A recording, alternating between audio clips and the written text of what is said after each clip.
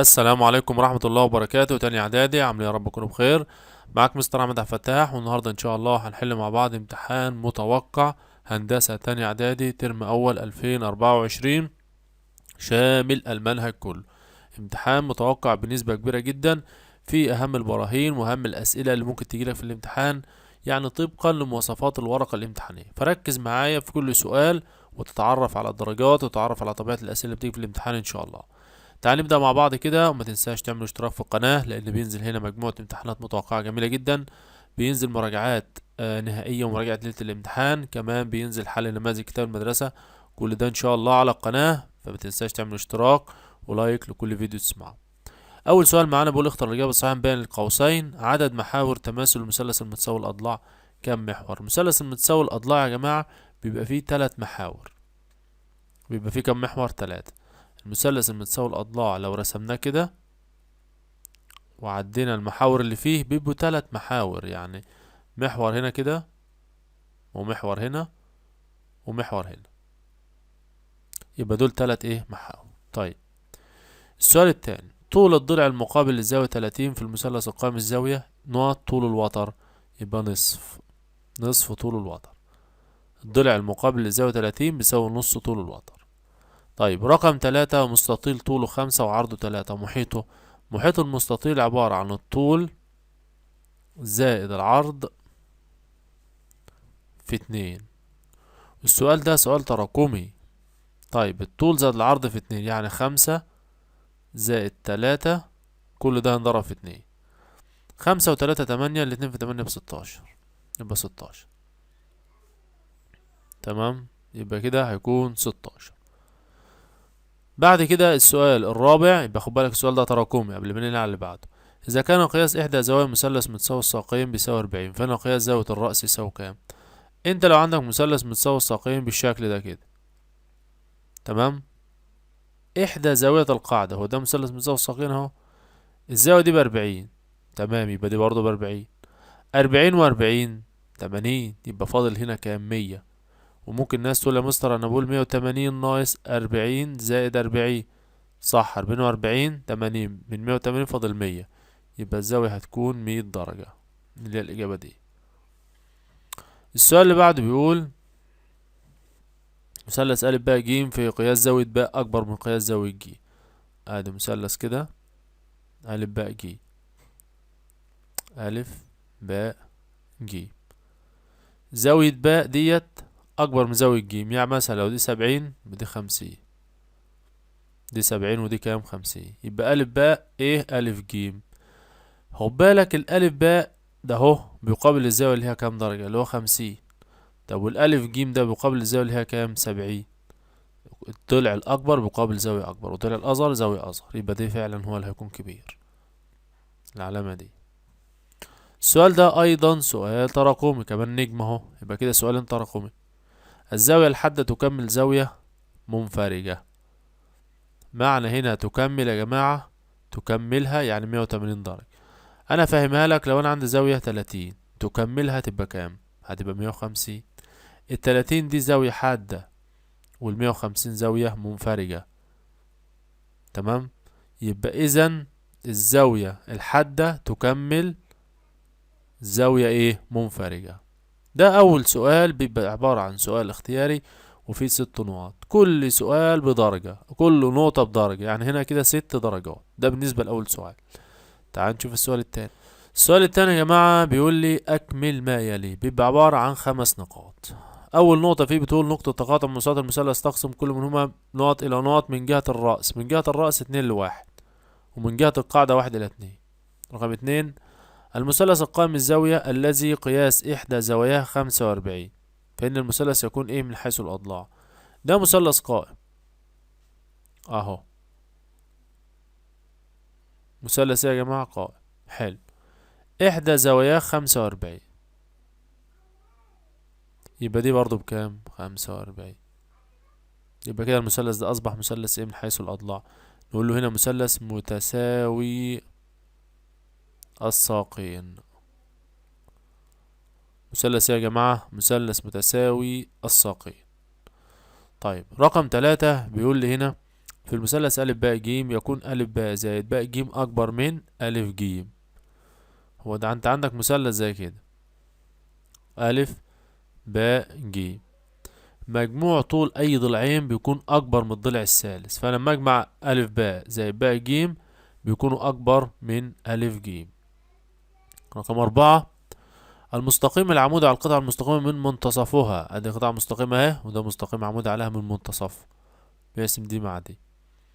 المستقيم العمودي على القطعة المستقيمة من منتصفها يسمى محور تماثل.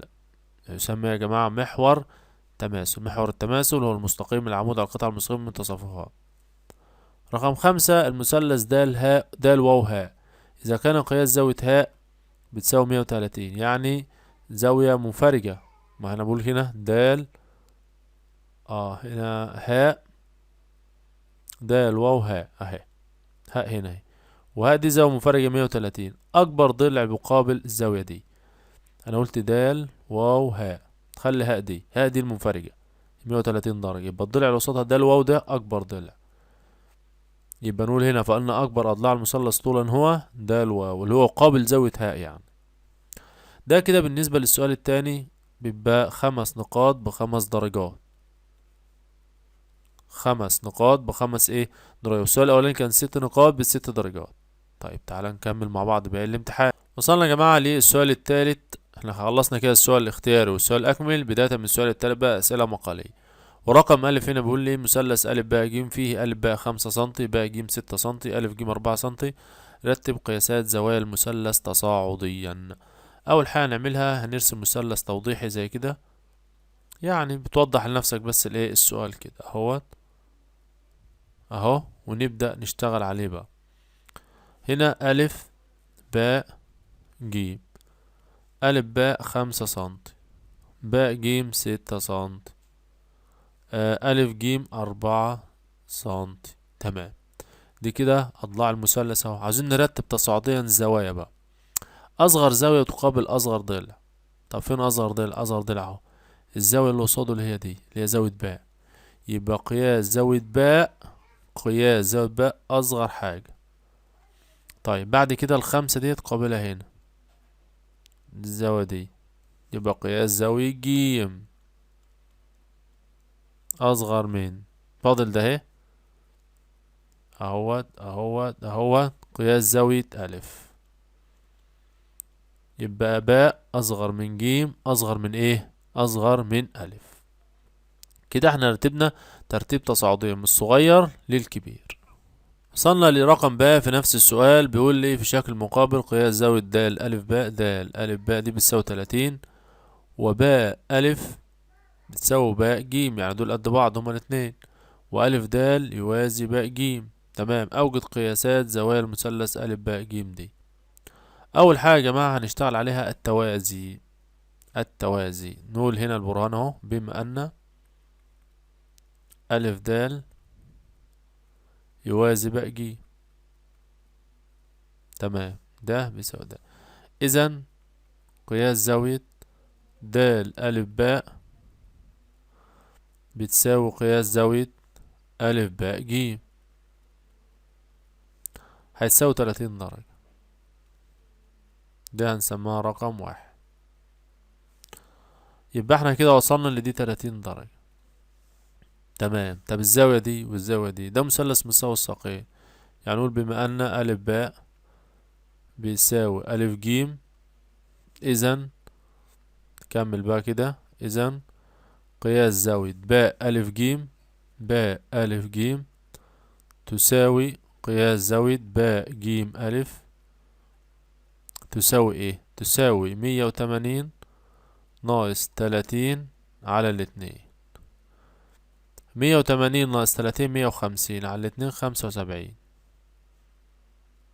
يبقى أنا طلعت هنا قياس زاوية باء ألف جيم ديت 75، والزاوية دي برضو بكام؟ 75. يبقى أنا كده طلعت زوايا المثلث كلها، اللي هي زاوية المثلث ألف باء جيم 30 و75 و75. وصلنا هنا للسؤال الرابع. رقم ألف فيه بيقول في الشكل المقابل ألف د ده بيوازي باء ج. التوازي ده بيعمل حرف الزد، وقياس زاوية باء ألف جيم 80 وقياس زاوية د ألف جيم 30. اثبت أن باء جيم أكبر من ألف باء. اثبت أن باء جيم أكبر من ألف باء. ده بص معايا التوازي ده مليون في المية لازم استفاد منه. يعني نقول بما أن ألف د يوازي باء جيم. طيب ايه اللي انا هستفاده من الموضوع ده؟ اللي استفاد ده من ده، نقول انه اذا قياس زاوية د ألف جيم بيساوي قياس زاوية ألف جيم باء بيساوي 30 درجة بالتبادل. ده بيساوي ده 30 بالايه؟ بالتبادل. يعني الزاوية دي كده 30 يا جماعة. حلو خالص.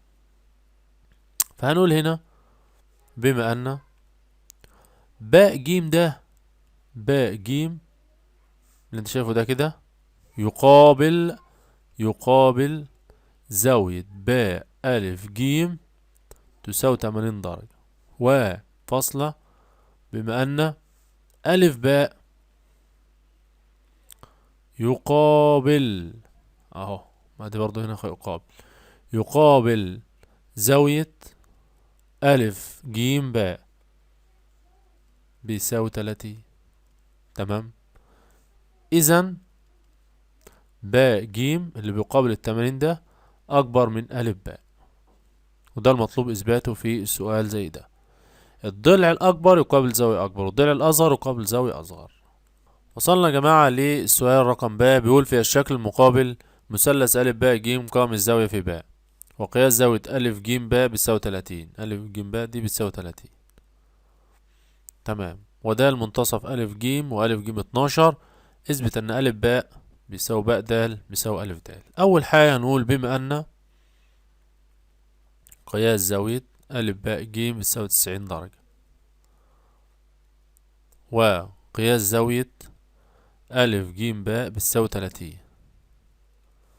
إذا أ ب بتساوي نص أ ج، يعني بيساوي كام سنتي؟ 6 سنتي، وده هسموها رقم 1. وممكن تدعم الحل بتاعك تقول طول الضلع المقابل اهو كده، المقابل للزاوية 30 بيساوي نص طول الوتر.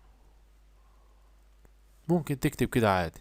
ده أول حاجة. طب تاني حاجة هنكتبها ايه؟ تاني حاجة بما أن د منتصف كده أ ج، إذا باء د بيساوي نص أ ج، يعني بيساوي برضو 6 سنتي، وده هسموها رقم 2. متوسط، ممكن تقول كده متوسط خارج من القائمة. طيب نخش على الخطوة الثالثة. بما أن د برضو منتصف أ ج اهو، إذا أ د بيساوي 12 على 2، يعني بيساوي 6 سنتي، وده هسموها رقم 3. فعندنا 1 و2 و3، فنقول هنا من 1 و2 و3، من 1 و2 و3. إذا بصل فوق كده أ ب بيساوي باء د بيساوي أ د. التلاتة دول كده بيساوي بعض، وكلهم بيساوي كام سنتي؟ بيساوي 6 سنتي، وده المطلوب إثباته في سؤال زي اللي قدامك ده. حاول في البرهان تكتب كل حاجة انت عارفها في السؤال، ما تبخلش بأي حاجة، وحاول كمان تكون منظم ومرقم الخطوات بتاعتك بأرقام زي كده، عشان يبقى البرهان بتاعك برهان نموذجي. وصلنا للسؤال الخامس اللي بيقول في الشكل المقابل أ ب ج مثلث فيه زاوية أ ج د بتساوي 130 درجة وقياس أ ب بيساوي 80. اثبت أن أ ب بيساوي أ ج. أول حاجة في البرهان بتاعنا، طبعا ده برهان، أول حاجة في البرهان هنقول إيه؟ بما أن قياس زاوية أ ج د بتساوي 130 درجة خارجة عن المثلث أ ب ج. تمام. إذا قياس زاوية باء هتساوي إيه؟ هتساوي 130 ناقص 80، هتطلع معايا كام درجة؟ يبقى تطلع 50، ودي هنسميها رقم واحد في الحل بتاعي. يبقى الزاوية دي يا جماعة طلعت ب50. الزاوية ده اهي طلعت ب50 درجة. تمام. نكمل الحل بتاعنا. فاصلة. وبما أن قياس زاوية ألف بتساوي 80، وقياس زاوية باء بتساوي 50، إذا قياس زاوية ألف جيم باء بتساوي 180 ناقص 50 زائد 80، هتطلع معايا 50، وديت رقم 2. ده هتبقى رقم ايه؟ رقم 2. تمام خالص. طلعت دي ب50، ودي ب50، ودي ب80. كويس. من 1 و2 بقى، من رقم 1 ورقم 2، إذا قياس زاوية ألف باء جيم يساوي قياس زاوية ألف جيم باء يساوي 50 درجة. إذا آخر حاجة بقى ألف باء بيساوي ألف إيه؟ ألف جيم، وده المطلوب إثباته في السؤال زي ده. زي ما قلت لحضرتك، السر في البرهان إن أنت بترقم الخطوات بتاعتك، بتنظمها وتستنتج من الخطوات اللي أنت رقمتها الإجابة بشكل نموذجي وشكل بسيط خالص.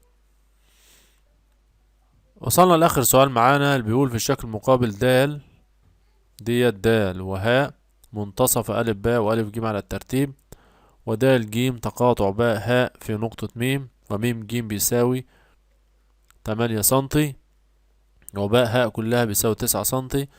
أوجد طول كل من ميم باء وميم دال. ميم باء كلها وميم دال الحتة دي كده. طيب أول حاجة يا جماعة هنبدأ بيها، هنقول بما أن ميم جيم بيساوي 8 سنتي. تمام. لا، أول حاجة نبدأ بيها هنقول بما أن، ثانية واحدة هنا كده، بما أن دال وهاء منتصفا ألف باء وألف جيم على الترتيب. تمام. إذن جيم دال وباء وهاء باء، باء هاء فعلا، باء هاء هو باء هاء متوسطات في المثلث. تمام. وبما أن بقى ميم جيم بيساوي 8 سنتي، أقول له بقى هنا إذن ميم دال هيساوي 4 سنتي. يبقى ده طالما ده 8 يبقى أكيد ده 4. طيب فاصلة. وبما أن باء هاء بيساوي 9 سنتي، كلها على بعضها كده 9 سنتي باء هاء. تمام. إذن ميم باء بيساوي 9 في، هي هنا متقسمة بنسبة كام لكام من جهة القاعدة؟ 1/2. يبقى دي كده تلتين، يبقى دي 2/3. على 3 فالواحد على 3 فالتلاتة، الاتنين في 3 ب6. يبقى ميم باء ديت هتكون كام سنتي؟ هتكون 6 سنتي. يبقى التسعة هنقسمها كالآتي، ديت 6 وديت كام؟ 3، يبقى كلها 9. بكده يا جماعة يبقى وصلنا لنهاية حل الامتحان المتوقع، امتحان هندسة متوقع على الترم الأول تاني إعدادي 2024 طبقا لمواصفات الورقة الامتحانية. متنساش زي ما قلت لحضرتك هتعمل اشتراك في القناة ولايك للفيديو عشان يوصلك كل اللي احنا بنعمله الفترة اللي جاية. كمان محضر لكل تاني إعدادي اللي معايا على القناة مفاجأة جميلة جدا هتعجبكم الفترة اللي جاية، مش هقول عليها دلوقتي. تابعني وتابع كل فيديو بنزله وانت هتعرف ايه المفاجأة، وهتستفاد جدا ان شاء الله بأمر الله الفترة اللي جاية من مراجعات، نماذج، امتحانات متوقعة وغيره الفترة اللي جاية ان شاء الله. مع السلامة.